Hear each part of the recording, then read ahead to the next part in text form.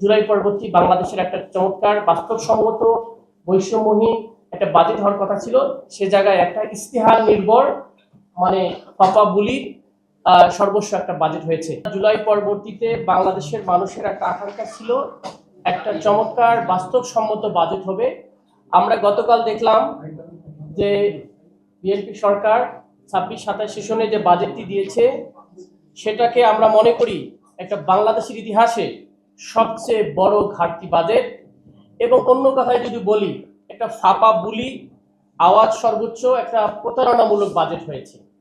আরো যদি অন্য কথায় বলি এটা একটা হোয়াইট হস্তি, বড় একটা হোয়াইট এলিফ্যান্ট যেটা আমরা বলি, অনেক বড় সাদা হস্তির একটা বাজেট দেওয়া হয়েছে, যে বাজেটটাতে জনগণের আশা আকাঙ্ক্ষার প্রতিফলন ঘটায়নি, বরং আমরা চরমভাবে হতাশ এবং আমরা উদ্বিগ্ন প্রকাশ করতেছি। আমরা মনে করি এই বাজেটের যদিও কিছু ভালো দিক আছে, বিশেষ করে শিক্ষা, স্বাস্থ্য এবং সামাজিক নিরাপত্তায় কিছু বিষয় বলা হলেও আলটিমেটলি এই বাজেট যদি পূর্ণাঙ্গভাবে কেউ বিশ্লেষণ করে তাহলে আমরা দেখতে পাবো এই বাজেটটা মূলত একটা আলটিমেটলি প্রতারণার বাজেটই হয়েছে।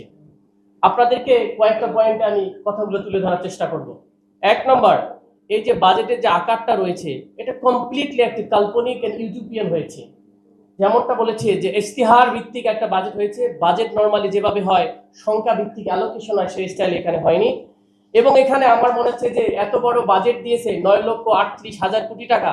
একটা কথা আছে না, যত বড় বাজেট তত বড় নেতাকর্মীদের পকেট ভারী। এটাকে সামনে রেখে করা হয়েছে কিনা সেটাও একটা প্রশ্নবোধক। কারণটা হচ্ছে একবারে 18% বাজেট বেড়েছে গত বছরের তুলনায়, এবং যেখানে এরকম একটা ভঙ্গুর অর্থনীতি আমরা উত্তরাধিকার হয়েছি এবং একটা ঋণ নির্ভর অর্থনীতির মাঝে আমরা এরকম একটা কাল্পনিক বাজেট আমরা বাজেটের উচ্চ ক্লাস জনগণের সাথে এটা একটা অন্যরকম বিষয় ঘটেছে। 2 নম্বর যেটা দেখি, এই বাজেট তো দিলেন আপনি, বিশাল একটা বাজেট দিলেন, তা বাজেটগুলো আয় করবেন কোথা থেকে সেটা বলতে হবে না ক্লিয়ারলি।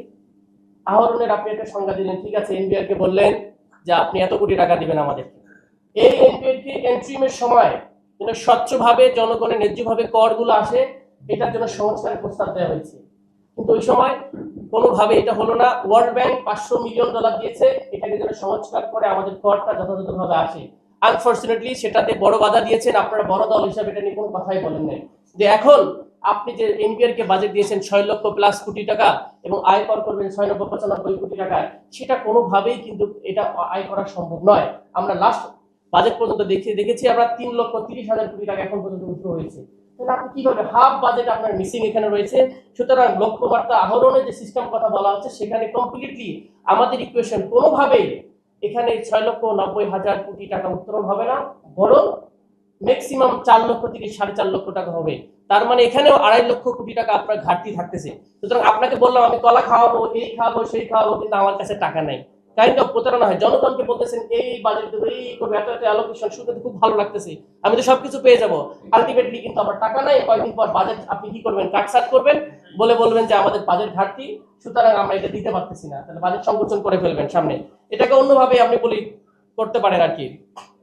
আরেকটা বিষয় আপনারা দেখবেন, দেশের অর্থনীতিতে আমাদের টাকা পয়সা লক্ষ লক্ষ কোটি টাকা হয়েছে, এই কালো টাকা সাদা করার ব্যাপারে স্পষ্ট কোনো বক্তব্য আপনি দেখতে পাবেন না। আমরা মনে করি এটা জাতির জন্য একটা খুবই খারাপ অশনি সংকেত, যে টাকা লেনদেন হয়ে যাবে, বাইরে যাবে, আবার এসে সাদা হয়ে যাবে।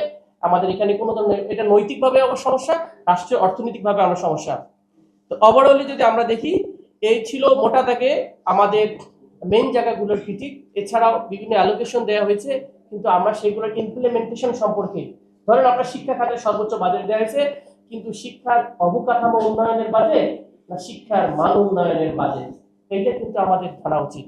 স্বাস্থ্য খাতে বাজেট দেওয়া হয়েছে, সেটা কি স্বাস্থ্যের অবকাঠামো উন্নয়নের বাজেট, নাকি অনেকগুলো ডাক্তার নিয়োগ, আমাদের বিভিন্ন ধরনের যেটা আমাদের মান উন্নয়ন করে স্বাস্থ্যের, সেটার বাজেট। সেগুলো আমরা দেখার, রেগুলার ইমপ্লিমেন্টেশন কেমনে হবে এবং দুর্নীতি রোধ কিভাবে করবে সেগুলোর ব্যাপারে ওভারঅলি আমরা মনে করি আরো বেশি একটা সুন্দর বাজেট হতে পারতো। কিন্তু সব মিলে যদি আমরা ক্যালকুলেশন করি, বাজেট 9,40,000 কথা আমাদের বাজেট দিয়েছে, আয় হয়েছে আপনার বলতেছে আমাদের এত টাকা, আসলে আয় হবে 5 লক্ষ কোটি টাকা।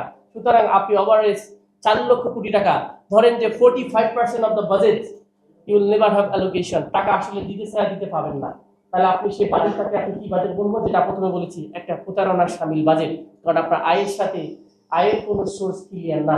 সব মিলে আমরা এনসিপির পক্ষ থেকে মনে করি জুলাই পরবর্তী বাংলাদেশের একটা চমৎকার বাস্তবসম্মত বৈষম্যহীন একটা বাজেট হওয়ার কথা ছিল, সে জায়গায় একটা ইস্তেহার নির্ভর মানে পাপা বুলির সর্বস্ব একটা বাজেট হয়েছে। আমরা এই বাজেটের তীব্র সমালোচনা এবং প্রতিবাদ জানাচ্ছি।